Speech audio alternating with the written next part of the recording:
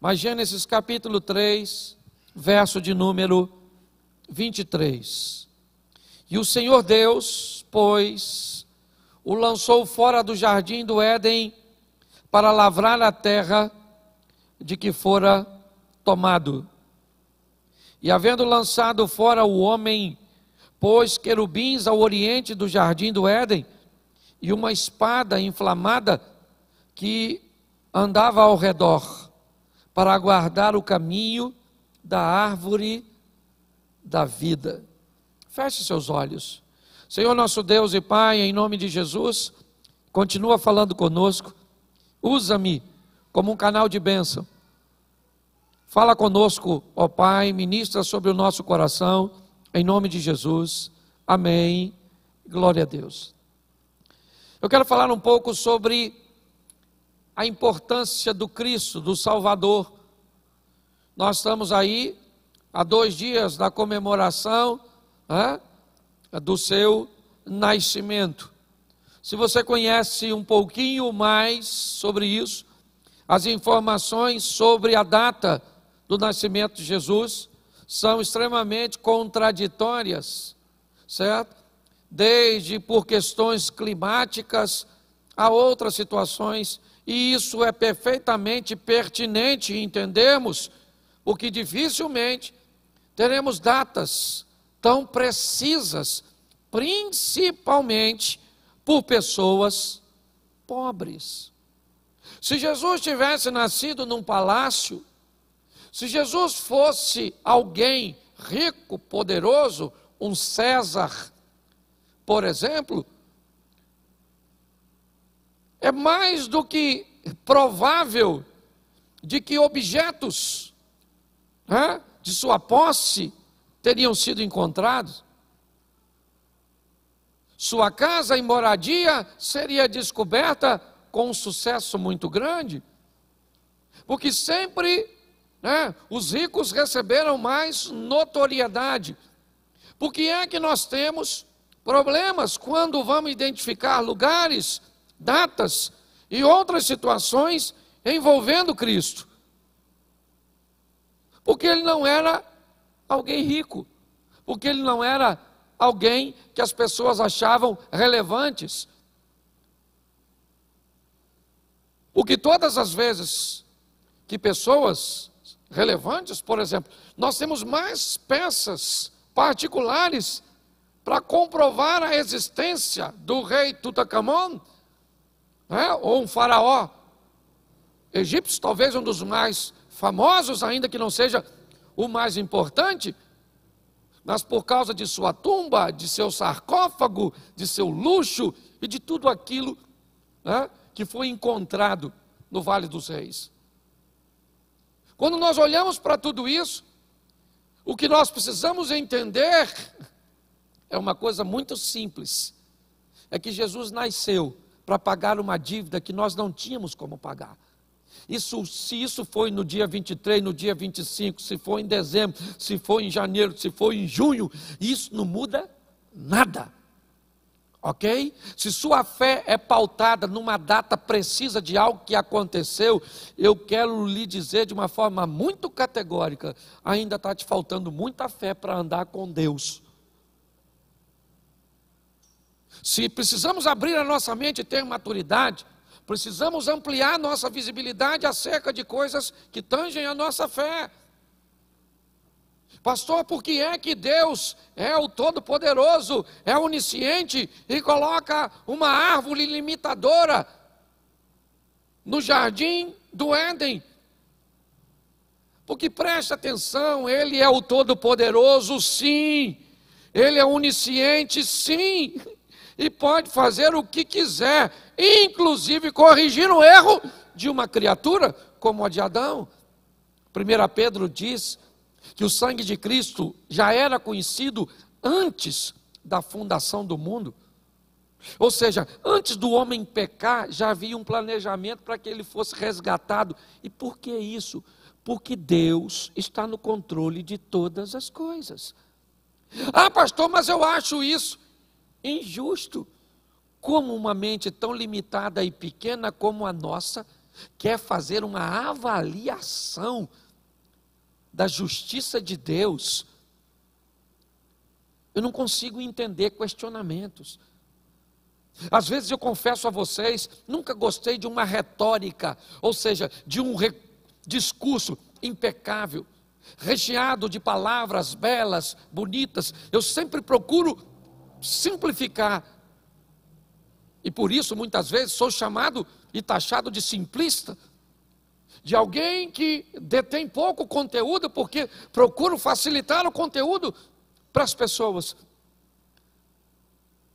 Mas eu preciso que você entenda, muitas vezes, seu posicionamento mediante a sua fé. O que nós temos é um problema sério com o pecado. E por causa disso, o texto que lemos diz que Deus coloca o homem para fora do jardim. Deus coloca um anjo para guardar uma árvore, que se ele comesse o fruto, ele voltaria a ser eterno. Por causa do erro que ele cometeu. Um erro em que Deus tem o total controle. A verdade é essa. E se você não gosta desse tipo de coisa, entenda. É só a mudança de postura e de posicionamentos, e elas podem nos livrar de mais de 90% das tragédias que nos abatem. As maiores adversidades que enfrentamos na nossa vida não são mortes e questões climáticas, não. Os maiores problemas são nossas escolhas, nossos relacionamentos, a dificuldade que temos de nos manter em obediência a Deus. Então quer dizer que você não perdeu sua casa, você mora num ambiente alto, você não perdeu ninguém com Covid, então tá bom. Então você vai me dizer que por causa disso sua vida é perfeita? Não. São fatalidades que abateram algumas pessoas que, aliás, nem precisavam ser fatais. Se cumprisse determinados protocolos e determinadas estruturas que precisavam ser cumpridas, mas por negligenciarem muitas vezes isso, e muitos religiosos, até mesmo por sobrepor a fé a uma informação médica e uma questão de saúde, acabaram pagando com sua vida. O que para Deus, diga-se de passagem, se for para Ele, o prejuízo é zero. Porque nós estamos aqui com Ele, vamos sair daqui, vamos morar com Ele na Jerusalém Celestial. A Bíblia diz que Deus tem prazer na morte do justo. Então, queridinho e queridinha, não dá mole, porque Ele está afinzão de levar a gente. Entendeu? Quem vai ficar chorando é seu marido, sua esposa, seus filhos, mas Deus vai estar sorrindo, dizendo, e chegando lá vai ouvir, nós vamos ouvir: vinde bendito do meu Pai. Pensa, Jesus te recebendo. É maravilhoso, ainda que ninguém queira ir.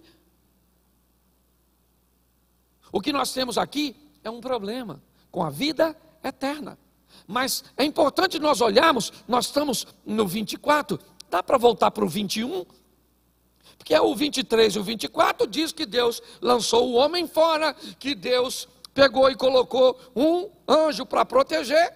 Mas antes disso, mesmo depois do pecado, olha o que diz o verso 21. E fez o Senhor Deus a Adão e a sua mulher túnicas de peles e os vestiu. O Deus que coloca o homem para fora, antes de colocá-lo, ofereceu benefícios ao pecador.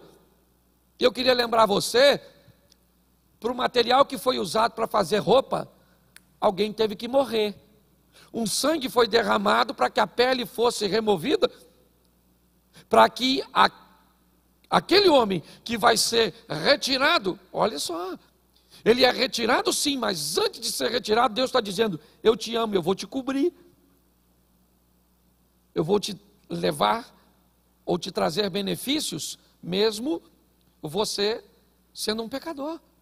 Mas nós vamos agora ter que enfrentar um problema sério, que ainda é injusto para muita gente, e eu entendo, Muitas vezes eu tenho que lidar com meus próprios pensamentos acerca dessa sistemática de que um homem erra no Éden e eu tenho que morrer por causa de um pecado que aconteceu lá atrás. É por isso que eu fico doente, é por isso que eu envelheço, e é por toda essa estrutura. Mas se você pensa que para por aí, não. Porque quando Cristo nasce, uma justiça precisa ser feita. E que justiça é essa, pastor? Isso é muito claro. O pecado entra por um homem, então, se ele entra por um homem, não pode sair por dois. Tem que sair por um homem. O pecado entra por um homem que não tem poder miraculoso para se afastar do pecado.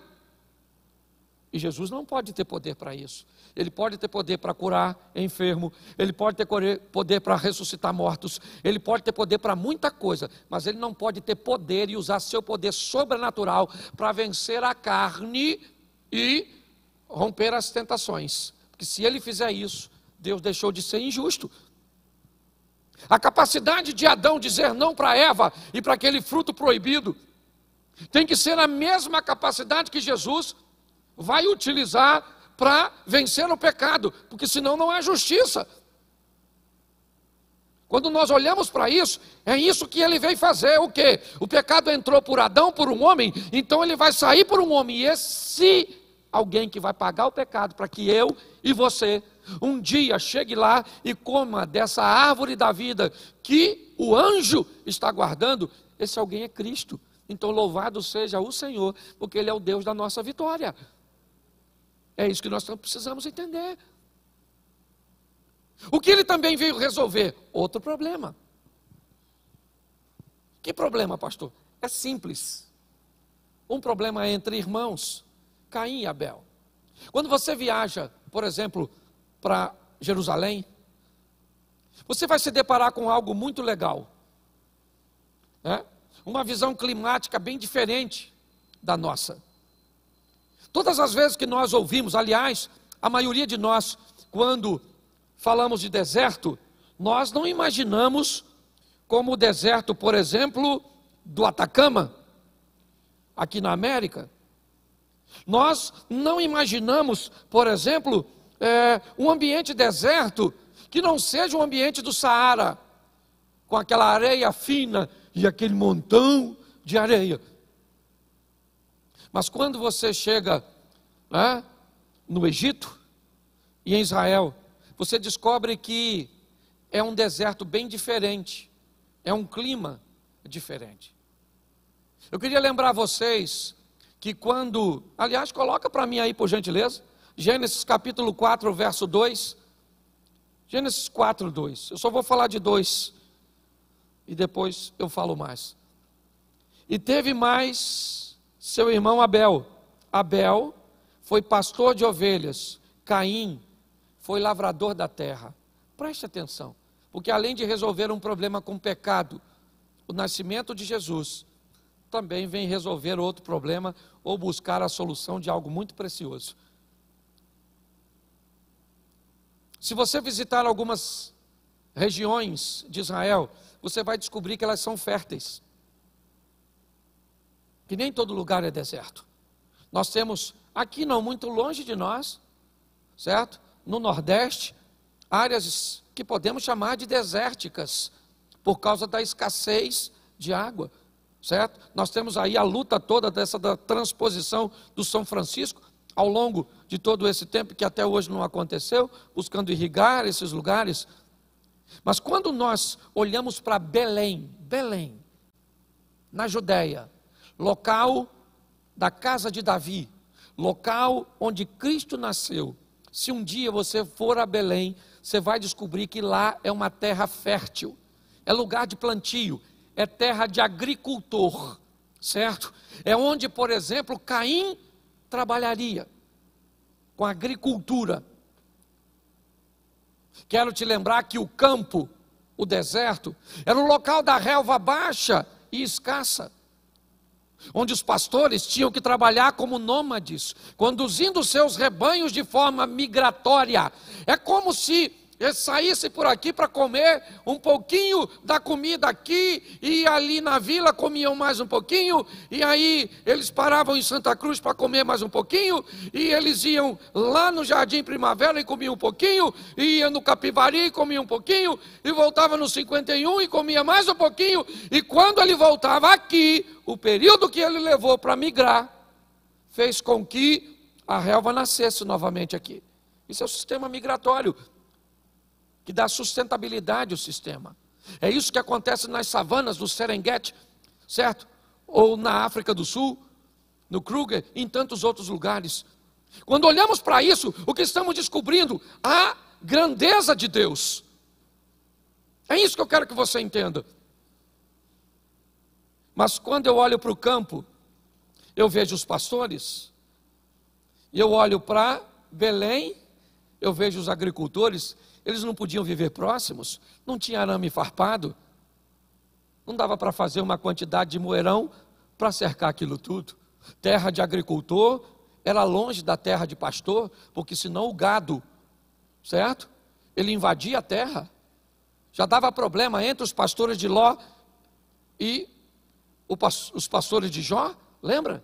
Ou né, de Abraão e de Ló, perdão, certo? Quando nós olhamos para isso, o que nós vemos? Eles viviam separados, a terra do agricultor era aqui, os animais que fiquem longe, que senão eles comem o que eu plantei. Eu não sei se você já reparou na Bíblia, mas Jesus, quando nasce, recebe a visita de dois grupos distintos, e não misture os dois. Um grupo são de pastores que não levam presentes, e um grupo são de astrólogos ou magos que vão presenteá-los com ouro, incenso e mirra. Não pegue os dois e bote no primeiro pacote. O texto diz que Jesus nasce na terra de agricultor, é em Belém. Mas o texto diz que lá no campo, na vigília, um anjo aparece aos pastores e dizem para eles: vão para Belém, porque nasceu o rei dos judeus. Escute isso, porque isso é muito sério. Quando Jesus nasce, ele manda o pastor vir visitar a terra do agricultor, porque Jesus nasceu também para unir novamente aquilo que foi quebrado lá atrás entre dois irmãos, um pastor e outro agricultor. Quando nós olhamos para tudo isso, o que eu quero que você saia daqui hoje entendendo é que o que Jesus fez, ele veio organizar as coisas, sabe? Ele veio consertar as coisas. Sabe, você olhar para o Apocalipse e diz: ao que vencer, comerá da árvore da vida que está no meio do paraíso de Deus. Por isso a Bíblia diz: aquele que crer em Cristo, ele será salvo. Mas aquele que não crê, ele já está condenado. Ele não vai ser condenado. Note, o que crê está salvo, mas o que não crê já está condenado sem Cristo. Uma condenação prévia. Quando nós olhamos para tudo isso, o que eu descubro? Que pessoas podem mudar a sua vida, pegando esse Cristo, que nós vamos comemorar na virada de amanhã para depois, e trazê-lo para a minha vida, como um colono. Sabe o que é um colono? Você sabe por que você fala português? É porque alguém saiu de Portugal numa caravana, certo? Para chegar aqui. Se você quer colocar Colombo, você faça do jeito que você quiser. Agora você aprenda e sabe disso. Quem colonizou aqui foram portugueses. Quem chegou no Chile, Argentina, certo? Nos hispanos foram os espanhóis. Você vai lá em cima, no Brasil tem uma ilhazinha pequena, um lugarzinho pequenininho, certo? A Guiana, ou a Guiana, que foi colonizado pelos ingleses. Porque quem coloniza traz a cultura de onde veio. E foi isso que Jesus fez. Acorda, igreja. Acorda. Ele saiu do céu para trazer a cultura do céu para onde?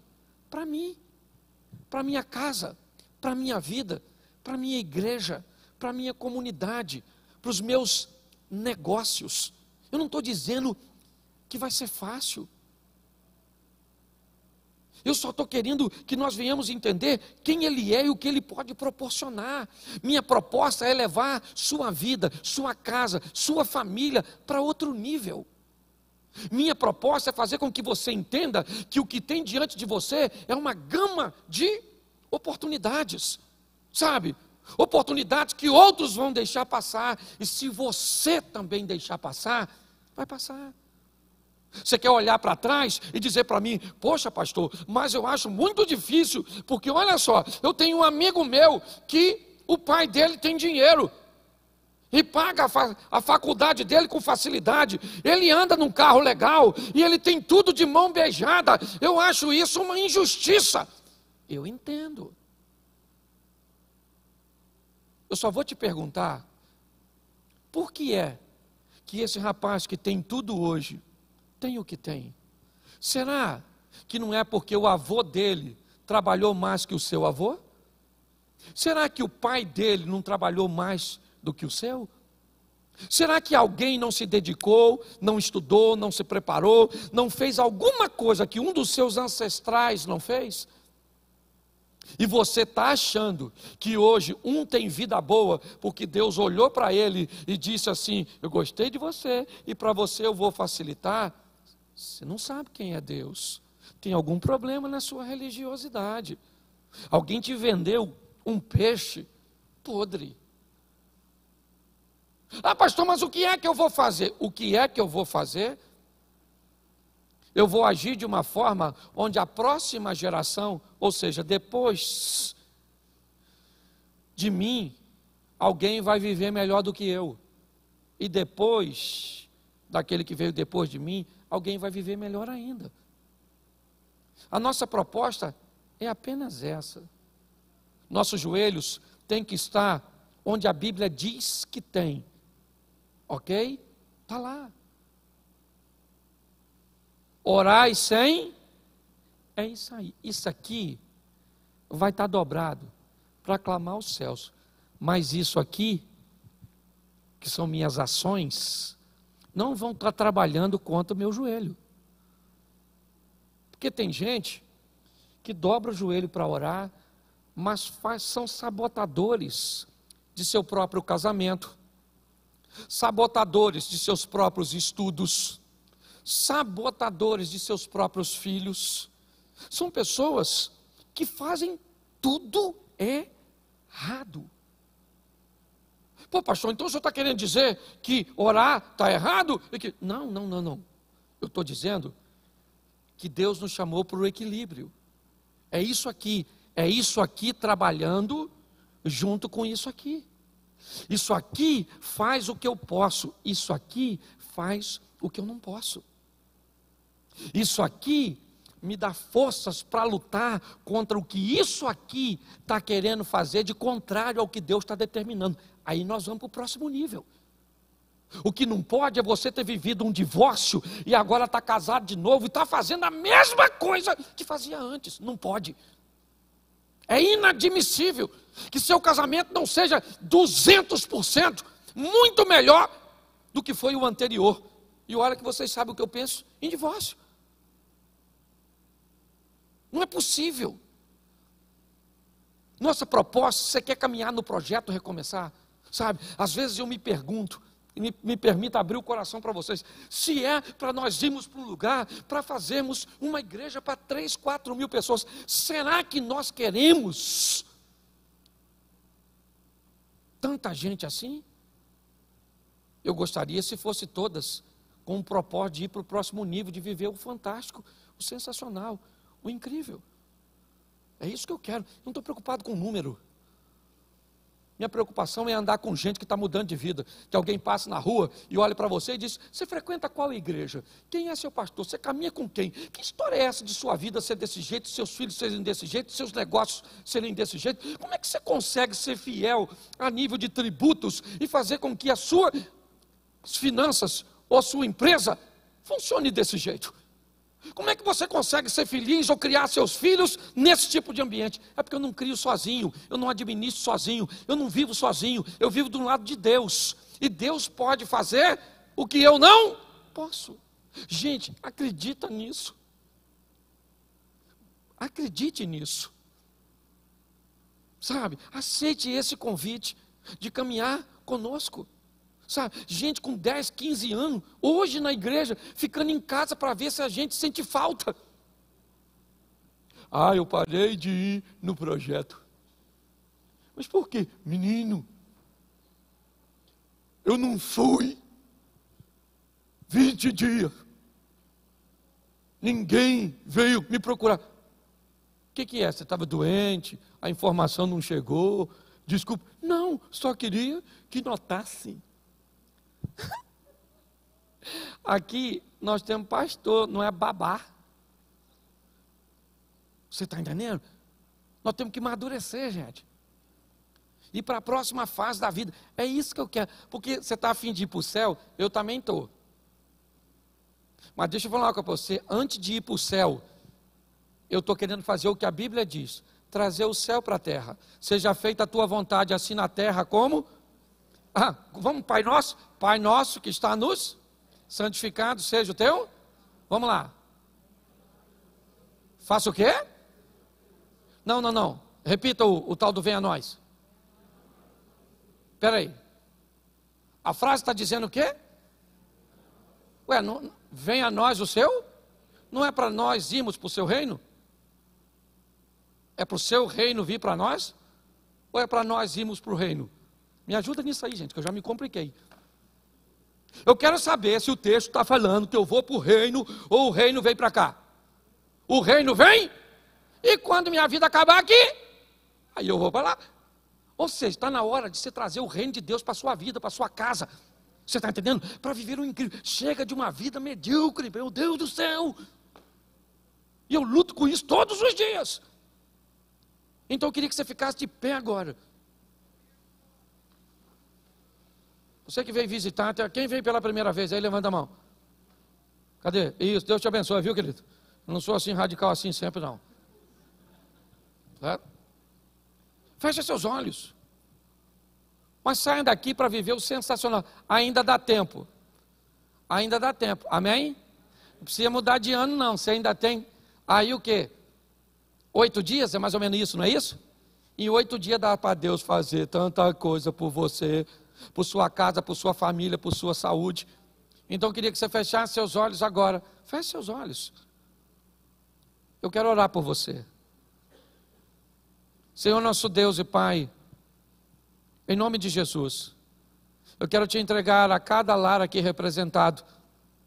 Eu quero te entregar a cada pessoa que nos acompanha pelas redes sociais. Em primeiro lugar, eu quero te agradecer, ó Deus, por tua misericórdia. Porque como João disse, o Senhor nos amou de uma tal forma, a ponto de entregar seu único filho para morrer por nós, para desfazer aquilo que foi feito no jardim do Éden por Adão e Eva, para reconciliar aquilo que foi feito entre o pastor e o agricultor, e tantas outras coisas, ó Pai. Mas eu quero te entregar a cada lar, a cada família, que haja paz, que haja saúde, que haja prosperidade. Em nome de Jesus, ó Deus, abençoe as famílias. É o que eu te peço nesse momento. Que nós possamos levar uma conscientização, uma maturidade. Que possamos parar para refletir um pouco mais sobre questionamentos ou questionamentos de gente que não sabe nada a teu respeito, ó Deus. Mas que muitas vezes, por liderar uma sala de aula, por ter um posicionamento no magistrado, se acha no direito de questionar a nossa fé. Que com muito respeito nós possamos ter experiências e não palavras, porque quando palavras que justificam a tua ausência são confrontadas por experiências que falam da tua existência, contra fatos não há argumentos. Abençoa as nossas crianças, os nossos adolescentes, os nossos jovens. Abençoa os jovens casados.